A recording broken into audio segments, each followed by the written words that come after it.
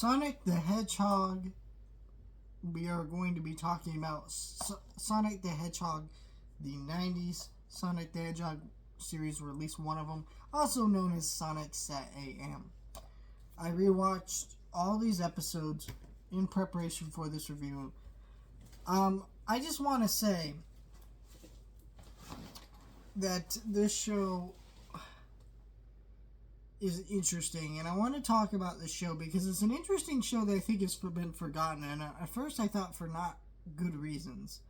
But honestly, rewatching it, we'll talk about what my feelings have kind of changed a little bit. But still a very interesting show, and Sonic the Hedgehog 3 is coming out, and I want to do a Sonic video, but I don't really want to talk about any of the games, nor any of the movies, because I've already talked about the movies, and I reviewed the Knuckles show earlier this year, so we decided let's talk about Sonic Sat AM, which is my favorite of the Sonic shows, or at least it was, until we're doing this video. So I originally saw this show not as it aired, because it was born in 2003, so it was not alive when this show came out. I saw this show on Netflix, and I think this was probably very early Netflix, so it had to be at least 2010, somewhere in there, earlier, maybe a little bit later than that, but, you know, this was back when Netflix was a humble little service where, you know, some of these other companies hadn't caught on to the streaming idea and wanting to do it themselves. Everybody was cool with having their content on Netflix. Disney added on their stuff on Netflix, all that kind of stuff. Remember when it was a big deal back in the day when Disney removed their content from Netflix? Yeah, this was that kind of era. And so, you know, I watched the show on Netflix, really enjoyed this show, and I also found out about this show via the Nostalgia Critic. That's right, I used to watch the Nostalgia Critic, even though I don't anymore. I'm not really a fan. I think he's a little bit of a shitty dude and not very cool, and very cringy and just bad, and offers no real substance in his videos, really, that you couldn't find from a better critic. But, yeah, this is, I originally saw his video, and I found out about this interesting history with the show, so I found out more history about the show, and it's a pretty interesting show. And, yeah, that's kind of how I came to watch this show. I haven't seen it since then, until InCircle put out this DVD set, and I decided to rewatch it for you guys so I could do this video. It's an interesting show, because if you don't understand... So here's the history of this show, essentially. There were two Sonic shows. And I'm not sure why there were two Sonic shows. Like, I was trying to look up reasons why there was two different Sonic shows based off the game property, which didn't really make a sense.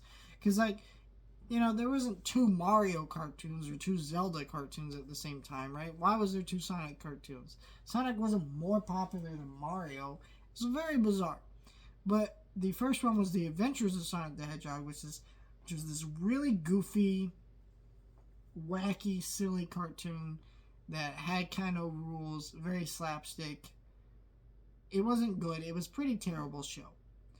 And the only people who will talk about that show being good just are people who grew up with it. So, but then there was this show, which was dubbed Sonic Sat AM, because that's when it came on, Saturday mornings.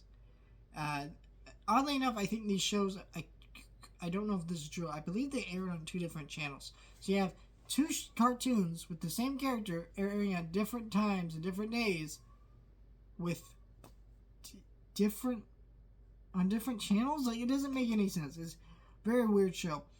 And this was the one that became the fan favorite. They brought this back in comic books because the show ended on a cliffhanger. I think this show is really weird watching it now, because part of me remembered it being a darker tone, but it really isn't that much of a darker tone. Like, yeah, it's more action focused and funny. I guess when you watch this show, the stakes feel more real when you're a kid, but watching this now I'm older, I'm just like, I don't know. They still got Jaleel White, I believe, to do the voice of Sonic, so he's in both cartoons as the same character. I don't know, but basically the concept of this show was that Sonic basically failed somehow. We don't really know. I don't even know if it was Sonic, but basically Robotnik won. He took over. And now a group of freedom fighters is plotting to save the day and defeat Robotnik, which they actually do by the end of the show, but then it ends on a cliffhanger with the new villain coming in. It's kind of a weird thing.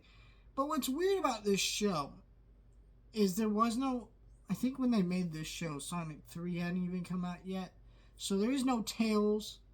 There is no Knuckles. Any of that kind of stuff here. So a lot of these characters they have in here are very random characters that would never come back. There's like some kind of French fox, I think. I don't know what you call this guy right here. There's a walrus dude. There's this robot, half robot, cyborg kind of deal. Bunny girl. I'm like, okay. This girl here on the cover that... God, this cover is terrible. Sally. I'm not even sure what she is, but she's like Sonic's love interest. But you know, if this happened now, it'd be Amy, right? So it's a very weird show. I think that's why this show has never made a comeback officially outside of comic books. Because the show is so much of its time where there wasn't really any real Sonic lore to the universe or anything to really pull from. So they kind of just went up, made up their own crap. And none of these characters are good. They're not memorable at all. They're actually pretty terrible characters.